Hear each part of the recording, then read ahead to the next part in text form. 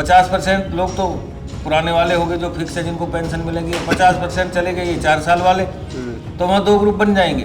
सांसद बन गया तो 2 बार बन गया तो 2 बार पेंशन, 4 बन गए तो ये कौन सा लड़ाई लड़ रहा है, क्या कर रहा है? इनकी पेंशन की क्या जरूरत है? आदमी के अंदर जज्बा रहेगा ही ना, लोग 4 साल मोल्टाना और कहा करूँगा जाके, क्योंकि ऑलरेडी नौकरी कहीं भी नहीं है और गवर्नमेंट 40,000 लोगों को हर साल रोजगार दे रही है। सेवा के लिए जा रहा है और अपना सब कुछ न्यौछावर कर रहा है। उसका घर परिवार भी है, पीछे सब है। मान लिया वो शहीद हो गया कल को 4 साल के अंदर, तो उसका क्या हुआ? आप ये बताओ, गवर्नमेंट किसको लेके जा रही है? घर से लेके जा रही है क्या? अरे जिनको जरूरत है वो जाओ, वरना अपने घर बैठो। इसमें क्या दिक्कत है?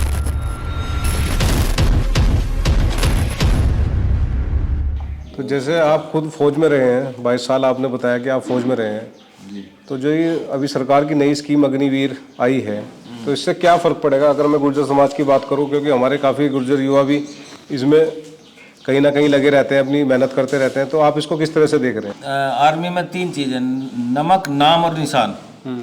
वो इन 3 चीज़ों के लिए अपनी जान भी कुर्बान कर देता है। वो अपने रेजिमेंट के लिए, अपनी प्लाटून के लिए, अपनी टुकड़ी के लिए, क्योंकि उसको पता है उसमें ये सब चीज़ें जब वहाँ टुकड़ी में रहता है, बटालियन में रहता है, तो ये सब चीज़ उसमें पैदा होती हैं। 4 साल में वो कितनी ट्रेनिंग ले लेगा, कितनी छुट्टी भी काटेगा, कितना वो दूसरों से सीखेगा, तो क्या वो कर पाएगा? तो मैं तो समझता हूँ ये उचित नहीं है।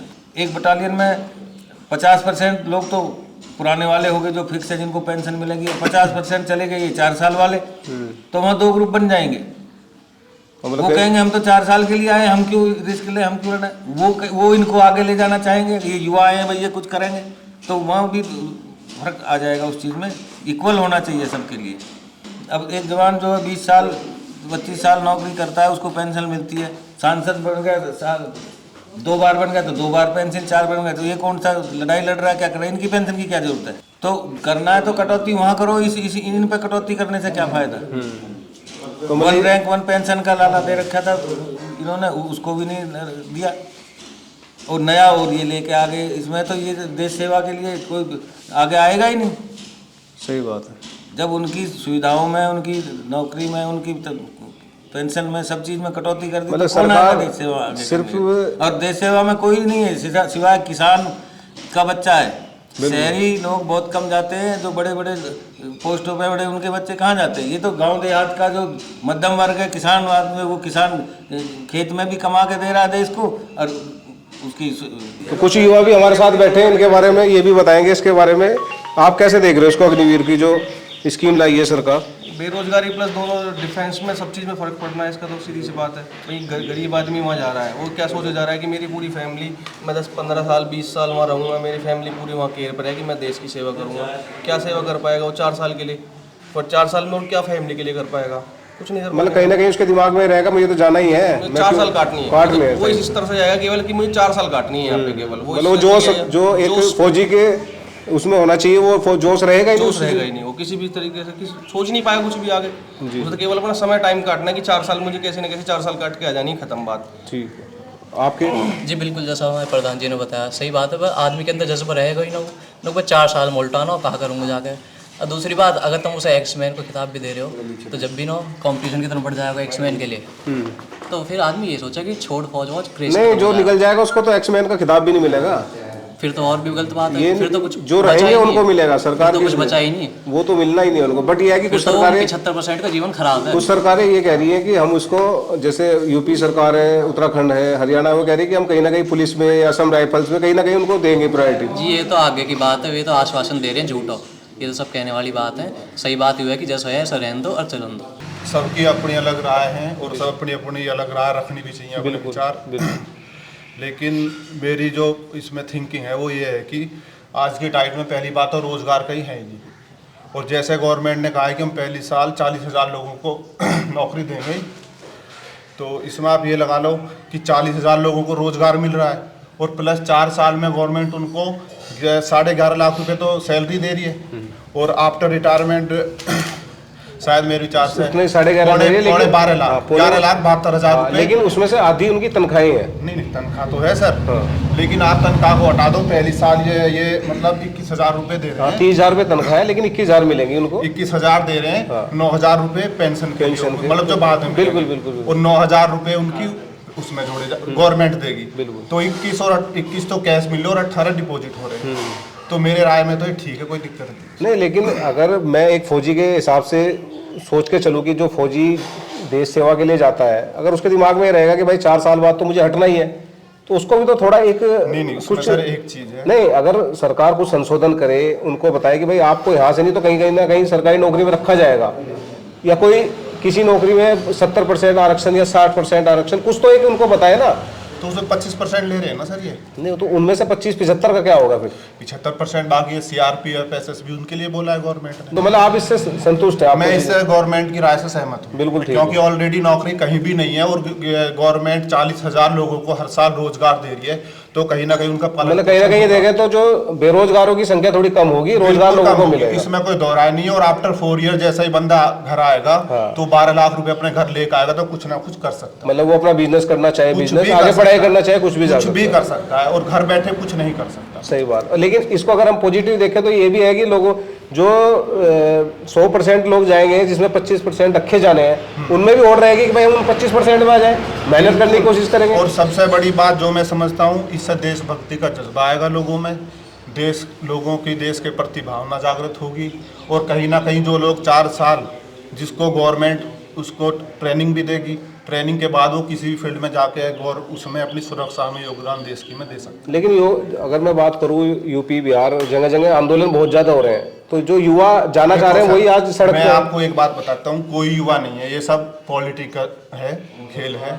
मुझे आप एक बात बताओ, गवर्नमेंट अभी तो कुछ हुआ ही नहीं है, अभी तो गवर्नमेंट ने प्रपोजल दिया है। आप ये बताओ गवर्नमेंट किसको लेके जा रही है? घर से लेके जा रही है क्या? अरे जिनको जरूरत है वो जाओ, वरना अपने घर बैठो, इसमें क्या दिक्कत है? सही बात। जिनको जरूरत है, वो मुझको जरूरत है तो मैं जाऊंगा, भाई को जरूरत नहीं है, भाई नहीं जाएगा। कोई जबरदस्ती ना थोड़ी ना करती है गवर्नमेंट। और ये पहली बार इंडिया में नहीं हो रहा, ऑलरेडी 61 कंट्रीज को फॉलो कर रहे हैं इसको। ठीक है, तो मतलब आपके हिसाब से बिल्कुल मैं तो इससे सहमत हूँ, बाकी सबकी अपनी अलग जी। आप थोड़ा सा बताएंगे इसके बारे में जो है? देखो जी, अपनी अपनी समझ है सब, बाकी हमारे हिसाब से कहीं ना कहीं ये गलत है। भी जो देश सेवा के लिए जा रहा है वो अपना सब कुछ न्यौछावर कर रहा है, उसका घर परिवार भी है, पीछे सब है। मान लिया वो शहीद हो गया कल को 4 साल के अंदर, तो उसका क्या होगा? तो उसको 1 करोड़ का बीमा दे रही है सरकार। नहीं, बीमे से क्या होगा? बीमे से उसके पीछे परिवार देखो, है, पेंशन भी देखो शहीद का, जैसे आपने बात कही 4 साल का, तो एक तो कॉन्ट्रैक्ट बेस समझो। नहीं, देखो आपने जो शहीद की बात कही, मैं ठीक है समझ सकता हूँ, लेकिन शहीद तो कभी भी हो सकता है। एक तरीके से प्राइवेटाइजेशन हो गया ना, 4 साल के लिए आप किसी को ले रहे हो, कॉन्ट्रैक्ट पे ले रहे हो, तो इसमें क्या होगा? लेकिन जैसे भाई साहब ने बताया कि भाई इससे रोजगार भी तो बढ़ेगा ना। रोजगार बढ़ेगा, पर वो जो जज्बे को आप क्या करोगे? बच्चे 4 साल से मेहनत कर रहा है, 4 साल वो नौकरी करेगा, बच्चे आत्महत्या कर रहे हैं, बताओ। मतलब आपके नजर में कहीं ना कहीं गलत है। तो क्या आप इसको संशोधन चाहते हैं? बिल्कुल पहला था परमानेंट ही होना चाहिए जी। 20-22 साल में आप रिटायरमेंट आ सकते हो, उसमें फैमिली के लिए भी है, अपना भी वो आदमी का वो है। ठीक है। आप कैसे देख रहे हैं? मेरे हिसाब से तो सही है। अच्छा, तो क्या लगा इसमें जो सही आपको लग रहा है? क्या इसके पीछे वजह है सही लगने की? सही है कि सुरक्षा के बारे में थोड़ा। मुझे एक बात बताओ छोटी सी, इंडियन गवर्नमेंट साल में कितने जवान आर्मी में भर्ती कर रही है? मेरे विचार से तो 2,500 ज्यादा से ज्यादा। और अभी आप वो 40,000 बंदे को अगले साल से 50,000 हो जाएगा, 50,000 हो जाएगा।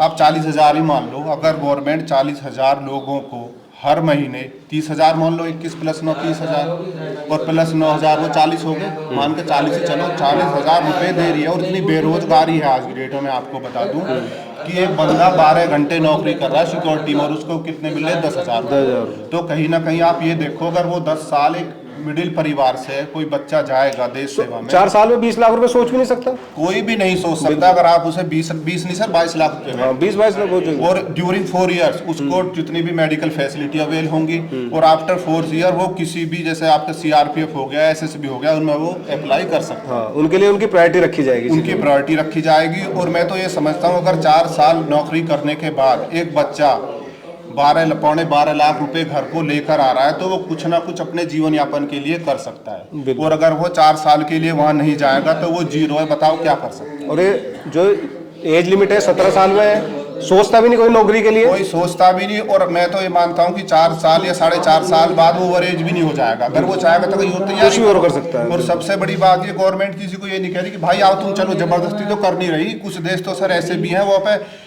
ऑलरेडी करनी ही करनी है आपको 5 साल सर्विस, तो भारत में तो ऐसा है ही नहीं। तो ये भारत सरकार का मेरी नज़रों में बहुत अच्छा कदम है, हमें सरकार के साथ रहना चाहिए।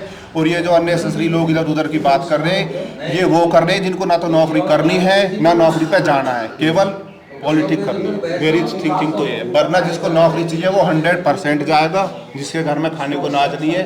और सबसे लोगों में देशभक्ति का जज्बा कायम होगा, जो होना जरूरी है आज के माहौल को देखते हुए। मेरी तो सर इसमें तो भारत के गुर्जर चैनल में ये थी हमारे गुर्जर भाइयों की कुछ राय, मिली जुली राय है। कुछ लोग पक्ष में हैं, कुछ विपक्ष में हैं। अभी आगे आगे हम आपको और भी रिपोर्ट दिखाते रहेंगे, जब तक बने रहे आप हमारे साथ।